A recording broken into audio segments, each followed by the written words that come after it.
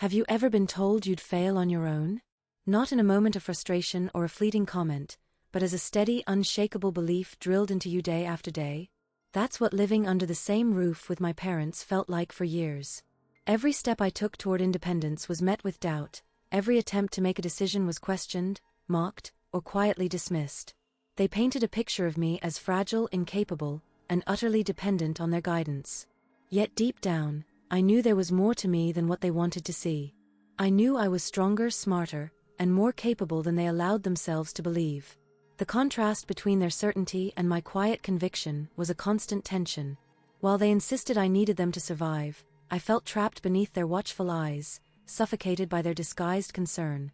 It wasn't always loud or explosive. Often it was the subtle undermining, the sarcastic remarks, the dismissive glances, the way my ideas were swept aside without a second thought. It was emotional control wrapped in the guise of love, and it left me questioning my worth in ways I couldn't easily explain.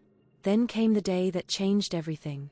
It wasn't a dramatic confrontation or a heated argument. Instead, it was a simple, devastating statement made with cold certainty: "You wouldn't last a week without us." Those words weren't shouted, they didn't need to be. They hung in the air, heavy and final, stripping away any pretense. In that moment, the humiliation of years of being underestimated crystallized into one undeniable truth for them, and a challenge I couldn't ignore for myself. Stay with me until the end, because what happened next changed everything. I didn't argue. I didn't beg for their faith or try to prove them wrong in the moment. I didn't explode in anger or frustration. Instead, I did something far more unsettling. I simply walked away. I left, not to spite them, but to let time do the talking. To let the absence reveal the truth they refused to see. Living under the same roof had meant living with constant emotional pressure, a quiet anger simmering beneath the surface. Years of invalidation had chipped away at my confidence, yet in that decisive step away, I began to reclaim myself. This story isn't about a battle or a war fought with words or tears. It's about the power of stepping back, about how sometimes the most profound response isn't noise or confrontation, but silence and distance. This is the story of what happens when you stop letting others define your limits, and start living beyond them. If you've ever been told you wouldn't make it on your own, or felt the weight of those quiet doubts pressing in from the people who should have believed in you most, then you might recognize yourself in this story. It's not about proving anyone wrong with loud declarations or dramatic moments. Instead, it's about those subtle shifts, the ones that happen when you finally stop trying to fit into a space that wasn't made for you, and begin carving out room just for yourself. I want you to stay with me here because what happened next changed everything. It wasn't a sudden victory or a grand gesture. It was a quiet turning point, a moment that didn't feel like much at first but slowly rewrote the story I thought I was stuck in. When you've been underestimated for years, sometimes you don't even see the chance for change until it's already unfolding. The hardest part is learning to trust that you can be more than the limits others have set for you. There's no rush, no pressure to have it all figured out right away. This is about recognizing the small flickers of strength that grow when you give yourself permission to exist outside the expectations that used to hold you down. It's about what happens when silence isn't emptiness, but space to breathe and rebuild. If you've ever felt invisible in your own home, or like your feelings were dismissed before they even had a chance to surface, then this might feel familiar. Keep going with me, because sometimes the most unexpected turns come when we stop fighting to be seen and start simply being. The rest of the story holds those moments, the ones that quietly shift everything, turning years of doubt into something new. In the years that followed, the subtle undercurrent of doubt became a steady backdrop to my daily life, shaping much more than I realized at the time. My choices, no matter how carefully considered, were rarely met with straightforward support. Instead, they were greeted with a kind of quiet skepticism that made me second-guess myself. When I shared a decision or a plan, the response was often a slow, dismissive smile or a sarcastic remark that seemed innocent enough but carried an unmistakable weight. It wasn't loud or confrontational, it was a constant low hum of disbelief that echoed in the spaces where encouragement should have been. This wasn't the kind of conflict that erupted in arguments or slammed doors. There were no harsh words hurled in anger, no explicit accusations or blame. Instead, the emotional control was exercised through subtle means: a carefully timed sigh, a knowing glance exchanged between my parents, or a casual remark that undermined my confidence without ever seeming overtly cruel. Over time, these moments accumulated, each one a small chip away at my sense of independence. I found myself hesitating before voicing opinions, fearing they would be met with the same quiet derision. The habit of doubting my own judgment took root gradually, like a shadow lengthening with the setting sun. When I tried to assert myself, to stand firm in what I believed, it was met with a kind of playful mockery that left me unsettled. Comments like, "Are you sure you know what you're doing?" Or "That's an interesting choice, but let's see how it works out," carried a double edge. On the surface, they sounded like casual conversation, but beneath was a subtle challenge to my capability. These remarks weren't meant to wound, at least not openly. Yet, they chipped away at my self-assurance, making it harder to trust my instincts. The effect was cumulative, not explosive, and that made it difficult to pinpoint or articulate. Even my desires for independence were met with a kind of incredulous amusement. When I expressed a wish to handle something on my own, whether it was a simple task or a larger life decision, the response was often a blend of disbelief and sarcasm. "You want to do that yourself? Well, good luck with that," was a phrase I heard more than once. It wasn't a direct refusal, but it carried an unmistakable message, that I was not quite ready or capable, that my autonomy was more a hopeful experiment than a reality. These interactions weren't about control through force, but control through undermining, eroding the foundation of confidence I was trying to build. Looking back, I recognize how this persistent pattern shaped me in ways I didn't fully understand at the time. The emotional landscape of my home was one of muted tension, where approval was rare and skepticism was the default response. It wasn't that my parents were overtly unkind or neglectful, they were simply caught in their own way of expressing concern, one that dismissed rather than embraced my individuality. The sarcasm and doubt weren't blunt weapons, they were subtle tools that gradually shaped my understanding of myself and my place in the world. This slow, almost invisible erosion of confidence left me walking a fine line between wanting to be seen and fearing the scrutiny that came with visibility. The emotional control was less about what was said and more about what was implied, an atmosphere where my voice was always met with a quiet challenge, my independence a tentative experiment met with quiet disbelief. It was a complex dance of closeness and distance, where love was never absent but was wrapped in layers of doubt and sarcasm that made it hard to fully trust in my own choices. In those years, the quiet questioning of my decisions became a kind of background music to my life, one that I learned to tune out even as it shaped me profoundly. It wasn't abuse in the obvious sense, it was a constant negotiation of self-worth beneath a veneer of normalcy. And in that negotiation, I slowly learned the delicate art of surviving under the same roof where my confidence was both a source of hope and a target of subtle control. From early on, my parents carefully crafted a role for me within the family that was less about who I was and more about what they needed me to be. They positioned me as the child who needed them, the one who could never truly make it on their own. This narrative wasn't stated outright but was woven into everyday interactions and decisions, a quiet yet persistent message that I was dependent, fragile, and incapable of surviving without their guidance. It was a role that benefited them in subtle but powerful ways, ensuring their influence remained unchallenged and their control intact. Whenever I expressed desires or ideas that hinted at independence, my parents would remind me, often indirectly, that stepping outside their parameters was risky. They emphasized how much I required their protection, their wisdom, their oversight. Even when I was capable of making choices, the underlying assumption was that I lacked the maturity or judgment to do so well.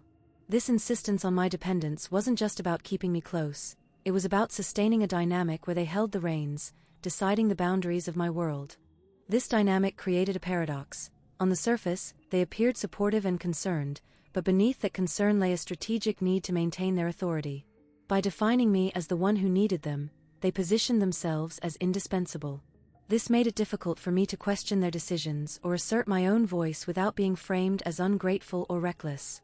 The narrative of my dependence acted as a safeguard, discouraging me from stepping outside the familiar roles they had assigned.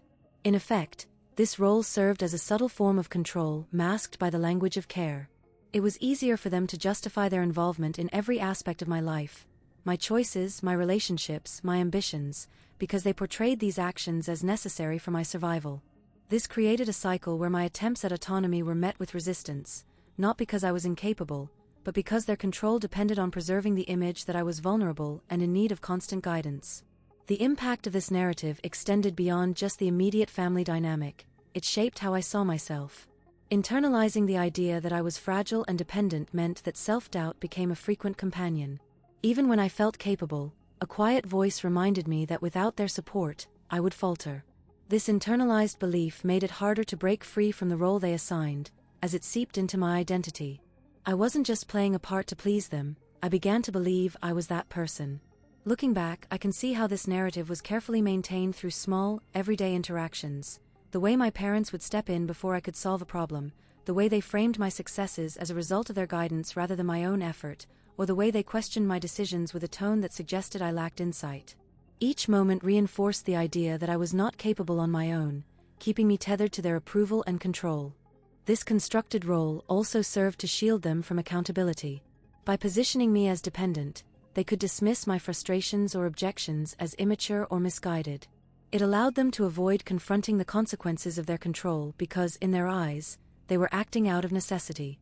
The narrative of my neediness justified their actions, making it difficult to challenge the status quo without being cast as the problem. In the quiet undercurrents of our family life, this role became a cage disguised as comfort. While it ensured that I remained close and under their watchful eyes, it also limited my growth and freedom. The delicate balance between their care and their control shaped the way I navigated the world, forcing me to constantly negotiate between my desire for independence and the weight of the narrative they imposed. It was a survival strategy for them, and a constraint for me, one that would take years to unravel. The afternoon sun filtered softly through the lace curtains, casting gentle patterns on the worn kitchen table where we sat. The room smelled faintly of brewed coffee and the faint tang of lemon cleaner from the counter. My parents were seated opposite me, their faces calm but serious, as if this conversation was simply another step in some carefully planned routine. Their eyes held that familiar mixture of concern and quiet authority that had marked so many of our talks before. Without raising their voices or showing any overt anger, my father leaned forward slightly, his hands folded in front of him. "You just don't realize how hard it would be for you out there," he said, his tone measured, almost tender. "You wouldn't last a week without us. You need what we provide."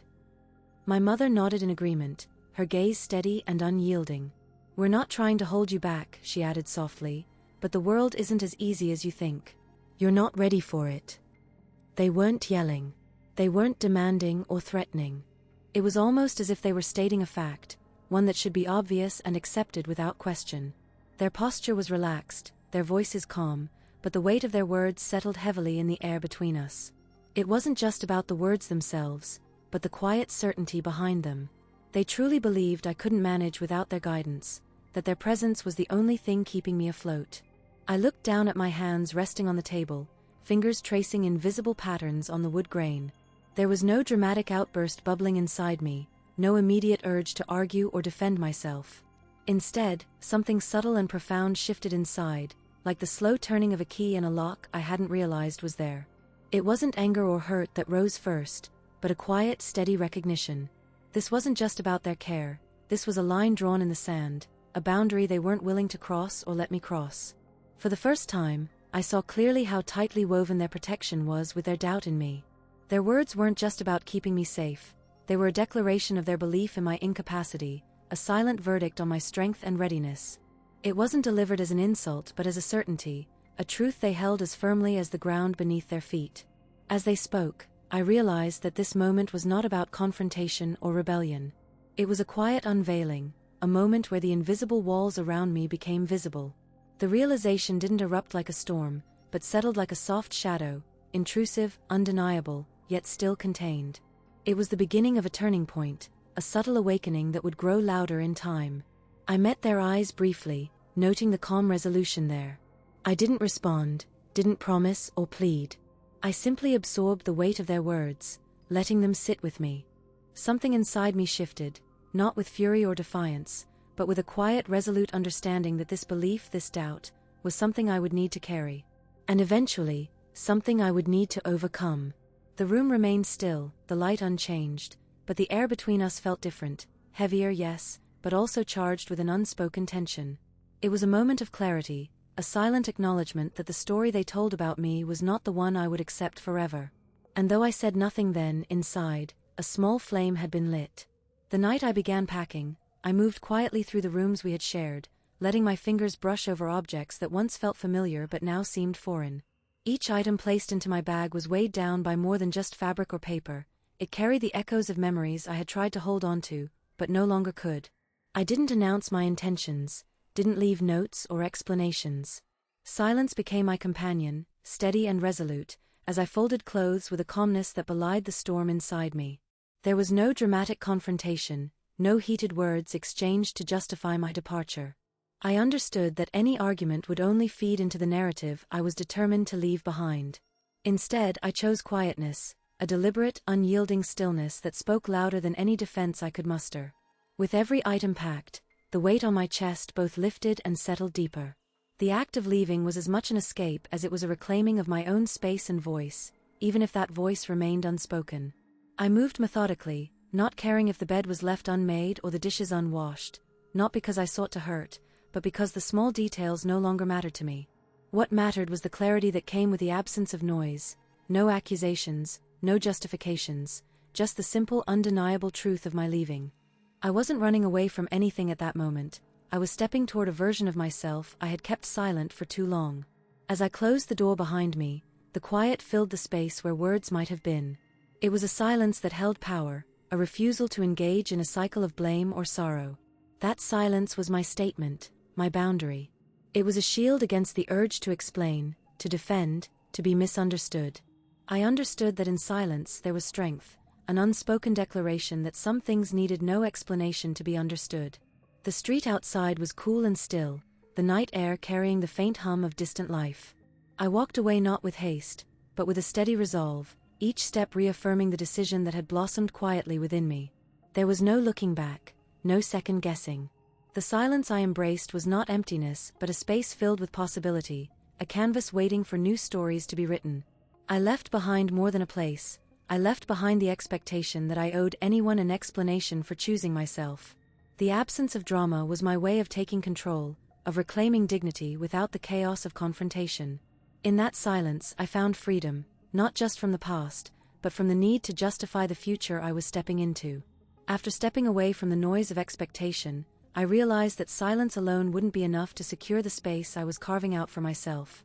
If anything, the quiet made my absence more noticeable, and with that, the doubts from my parents deepened. Instead of fighting to prove them wrong openly, I chose a different path, one of patience, observation, and measured restraint. I let them believe I would fail. It wasn't a decision made lightly. I understood the power in underestimation. When someone believes you can't succeed, they lower their guard. They stop watching closely, stop anticipating your moves. I used this to my advantage. I moved through the days with deliberate subtlety, showing just enough effort to avoid outright disappointment but never enough to spark hope. In their eyes, I became the quiet storm they expected to fizzle out, the project that would never fully take shape. This strategy required a deep well of patience. I didn't rush to prove myself because rushing meant attracting attention, and attention meant scrutiny. Instead, I observed, listening to their words, watching their expressions, noting the patterns in their disbelief. Every dismissive comment, every sigh of resignation, was data. I learned when to speak and when to stay silent, when to share small wins and when to keep achievements hidden. The balance was delicate but crucial. Emotional restraint became my armor. It was tempting to react, to defend myself, to explain, to plead for recognition, but I understood that such reactions would only reinforce their belief that I was desperate or unstable. Instead, I cultivated a calm exterior, even when inside I was burning with the desire to break free from their limited expectations. This emotional discipline wasn't about suppressing feelings but about channeling them into quiet strength. I learned to smile softly when dismissed, to nod when criticized, and to hold my ground without confrontation. Of course, this was not about deception or bitterness. It was about reclaiming power on my own terms. By allowing them to think I was failing, I created a space where I could grow unseen, unpressured by their projections. This period of seeming failure was in fact a critical phase of preparation and resilience building. I was not invisible, I was simply invisible in the way a seed is buried beneath the soil, out of sight but gathering the energy to break through when the time was right. At this point, I invite you to pause for a moment. If you've ever been underestimated by your own family, if you felt the sting of doubt from those closest to you, share your experience in the comments below. Sometimes, knowing we're not alone in this journey is the first step toward finding our own quiet strength. Returning to my story, the act of letting them believe in my failure also taught me invaluable lessons about human nature. I discovered that people often cling to their expectations because it's easier than confronting uncertainty or change. Their disbelief was less about me and more about their fear of losing the narrative they had built around me. Recognizing this helped me detach emotionally from their judgments. I wasn't battling their opinions, I was patiently waiting for the moment when actions would speak louder than words. Throughout this time, I maintained a careful balance between invisibility and presence. I didn't withdraw completely, I stayed engaged enough to keep the lines of communication open, offering glimpses of the person I was becoming without revealing the full picture. This subtle dance required constant awareness, knowing when to step forward and when to step back. It was a slow, deliberate process, one that demanded trust in myself more than in anyone else. Looking back, I understand that this phase of my journey was less about proving them wrong and more about proving myself right. By embracing patience, observation, and emotional restraint, I built a foundation that no doubt could shake. The silence I once feared became my greatest ally, a shield and a sanctuary where my true potential took root, hidden from skeptical eyes until it was ready to bloom. From a distance, I watched their world carry on as if untouched by my absence, yet beneath the surface, subtle shifts began to ripple, a quiet unraveling that no one seemed to notice at first. Days turned into weeks, and the facade they so carefully maintained started to reveal faint cracks, like the first hairline fractures in glass too long ignored. It was never dramatic, no sudden collapse or explosive meltdown, but a slow erosion of balance, a tipping point approached with measured hesitation. At the edges, small signs of instability emerged. Their conversations, once confident and assured, grew hesitant, peppered with uncertainty. Decisions that had once been made swiftly and decisively now dragged on, mired in second-guessing and unspoken doubt. I caught glimpses of frustration in their eyes, a subtle flicker that betrayed the strain of carrying expectations they hadn't anticipated would weigh so heavily. Control, once firm and unyielding, began to slip like sand through clenched fingers, slipping away in moments of distraction and fatigue. Dependence, too, crept in where it hadn't been before. I noticed how they leaned on certain individuals more heavily, as if seeking anchors in an increasingly unstable sea. Tasks that had been routine became burdensome, and the cracks in their armor widened when those anchors faltered. The group's cohesion, once a tightly woven fabric, started to fray at the seams. Quiet tensions simmered beneath polite exchanges, a subtle competition for influence that wasn't openly acknowledged but palpably felt. From my vantage point, I could see how the momentum they had built without me was not sustainable in its current form. The structures that had supported their empire began to wobble under the weight of unmet expectations and unspoken resentments.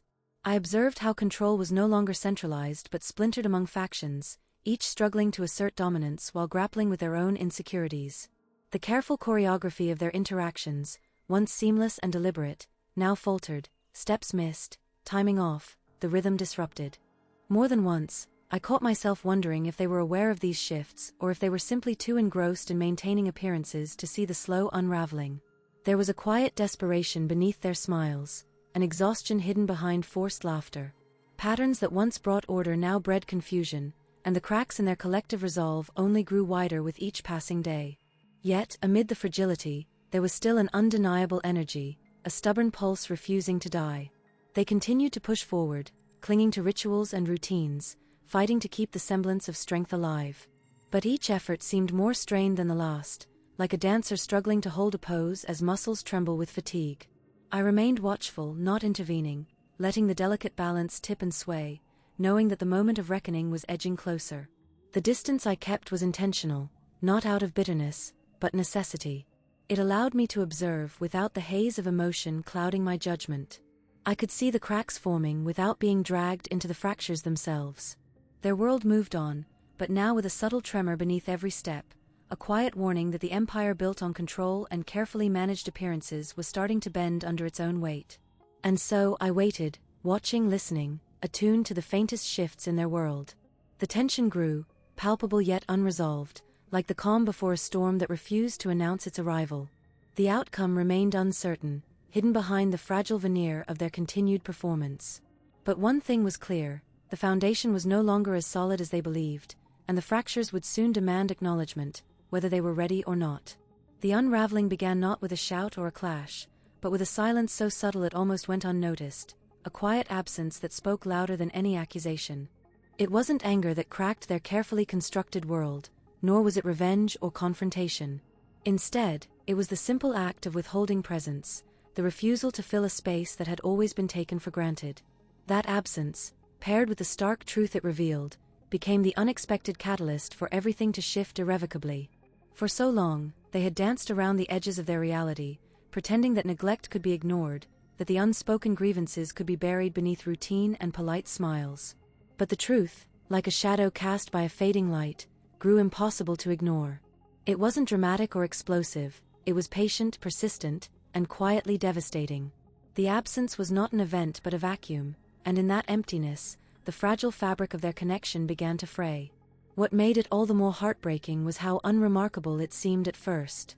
No raised voices, no pointed fingers, just one person ceasing to be present in the way they once were.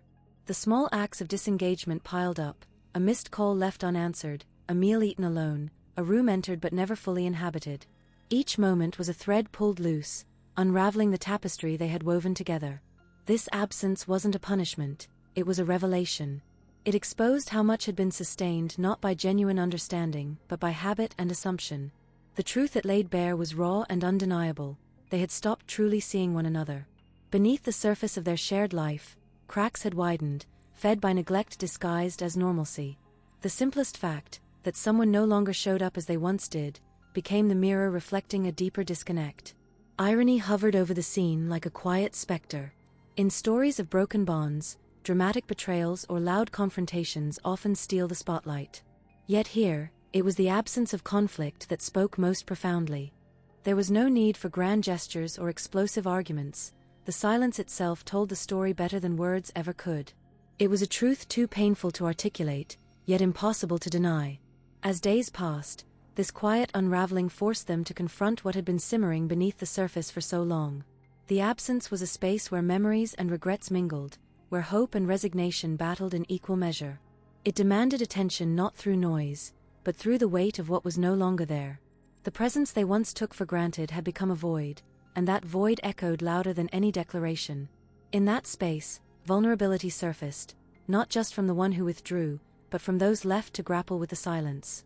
There was no anger, no blame, only a raw, aching realization that something essential had slipped away. It was as if the very foundation they had stood upon had quietly dissolved, leaving them to balance on shifting ground. This moment marked a turning point, not because of what was said, but because of what was left unsaid. The absence and the truth it revealed demanded a reckoning, a choice about whether to rebuild or to let go. It shattered illusions and forced honesty in its starkest form. From that fragile place, everything began to change. Not with a bang, but with the quiet, undeniable truth of someone simply no longer being there. The house felt heavier in those days, as if the walls themselves were absorbing the weight of what had shifted between us. Their voices, once so commanding and full of certainty, had softened into something unrecognizable, lower, more tentative, almost reluctant to break the silence that had grown like a chasm. It wasn't a loud confrontation or a dramatic declaration that marked their realization. Instead, it was the long pauses, the faltering sentences, the way they looked at each other when they thought I wasn't watching. That was when the truth settled in. I wasn't coming back broken. I wasn't coming back at all. It wasn't their pride that faltered first, it was something quieter, more fragile. The tone they used when they spoke of me changed subtly, no longer the certainty of ownership or expectation, but a distant, careful respect mixed with something that felt like regret. They stopped using the words that once felt like chains, words about who I was supposed to be, the paths I was meant to follow. Instead, their words grew sparse, their questions fewer and softer. The silence between us spoke louder than any apology ever could. In those moments, I could see it in their eyes, a flicker of understanding that came too late, a validation that arrived only after the damage had been done. They recognized the person I had become, but that recognition was tinged with the ache of missed chances. It wasn't pride or anger, but a quiet sadness, the kind that doesn't ask for forgiveness, doesn't seek to fix what's broken, but simply acknowledges it. They saw me as I was, whole, independent, no longer a fragment of their design, and that sight unsettled them more than any confrontation ever had. They never said the words out loud. There were no confessions, no admissions of fault. Instead, there was a shift in the way they carried themselves, a subtle retreat from the roles they had played so confidently for so long. Their hands would twitch with the memory of the control they'd lost, their voices would falter when they tried to bridge the distance. But more than anything, there was a pervasive stillness, a quiet surrender that filled the spaces where their certainty used to live. The validation, when it came, was like a shadow passing over a landscape too dry to heal. It was too late to undo the nights spent apart, the words left unspoken, the doors closed and locked with invisible chains. It was a recognition that I was no longer a child to be molded, but a person who had stepped beyond their reach. And while that acknowledgement could have been a beginning, it arrived after the moment for reconciliation had slipped away, leaving behind only the echo of what might have been. In their silence, I found the most honest truth of all. They wished things had been different, but those wishes were swallowed by the reality of my absence. The quiet regret wasn't a demand for sympathy or a plea for change. It was a mournful acceptance of a path they had not walked, a life they had not shaped, and a connection that would never quite be whole again. Their changed tone, that subtle shift from command to concession, was a testament to the distance that had grown between us, a distance measured not in miles, but in the quiet spaces where love and expectation once intertwined. It was in the absence of words that the true moment revealed itself, a moment without fanfare or confrontation, just a silence so profound it spoke volumes. They realized I wasn't coming back broken, not because they said it, but because they no longer tried to hold on to the pieces. And in that relinquishing, there was a fragile kind of peace, one that acknowledged the past without pretending it could be undone. That peace, however quiet and uncertain, marked the beginning of a new understanding, one built not on control or regret, but on the simple unyielding truth of who I had become. Living under the same roof with those who wield emotional control often feels like walking a tightrope, balancing between the desire to care and the instinct to protect oneself. What's so insidious about this dynamic is how emotional control disguises itself as care. It masquerades as concern, as love, as protection, but beneath that surface lies a subtle, constant pressure to conform, to remain dependent. Independence, in this environment, becomes a quiet rebellion, a threat that unsettles those who have relied on your dependence to maintain their own sense of stability and power. For those who have lived this experience, the journey is deeply personal and often isolating. You find yourself questioning your worth through the lens of another's needs and fears, internalizing their doubts as your own. Yet, as the story has unfolded, breaking free from this invisible cage is neither dramatic nor sudden. It is a slow, deliberate reclaiming of self. It is learning that peace doesn't come from erasing the past or winning a battle, but from accepting the truth of who you are, regardless of how others try to shape you. The fragile peace that arises from this acceptance is a testament to resilience. It is the understanding that emotional control cannot bind the spirit once you recognize the difference between care rooted in genuine concern and care that is a veiled attempt to control. It means seeing that love does not demand surrender, it invites growth. And when the people around you stop trying to hold on to the broken pieces of who you once were, they allow space for the person you have become to emerge and thrive. If you have felt this tension under the same roof, if you recognize the quiet battles fought in silence, know that your story is not unique, and that you are not alone. The path to emotional freedom is rarely straightforward, but it is possible. It begins with small acts of courage, setting boundaries, speaking your truth, and choosing your own well-being over others' expectations. This channel is dedicated to sharing these real stories, stories of family control, emotional injustice, and the quiet personal victories that happen behind closed doors, under the same roof.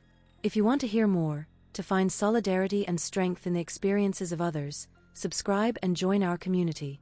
Together, we can illuminate the unseen struggles and celebrate the resilience that often goes unnoticed but is no less powerful.